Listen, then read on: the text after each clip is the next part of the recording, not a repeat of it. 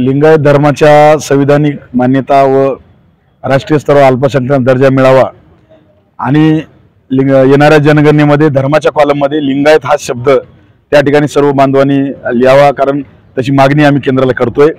तर या सगळ्या मागण्यांना घेऊन आम्ही येणाऱ्या 7 डिसेंबर रोजी धाराशिव जिल्हा येथे लिंगायत महामोर्चाचं आयोजन केलेलं आहे।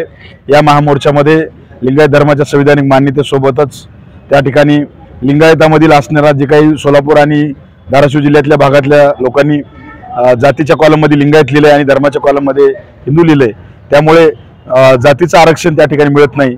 ती दुरुस्ती करण्यात यावी, शुद्धीपत्रक काढण्यात यावी, ही पण आमची त्या ठिकाणी मागणी आहे। मंगळवेढा येथे राष्ट्रीय स्मारक त्या ठिकाणी महात्मा बसवण्णांचं त्वरित काम चालू करावं, ही त्या ठिकाणी मागणी आहे। धाराशिव येथे महात्मा बसवण्णांचा पुतळा उभा करावा, ही त्या ठिकाणी मागणी आहे। म्हणून येणाऱ्या 7 डिसेंबरला लिंगायत धर्माच्या संविधानिक मान्यतेसाठी लिंगायतांचा प्रचंड मोठा मोर्चा देश पातळीवर त्या ठिकाणी धाराशिव येथे होणार आहे।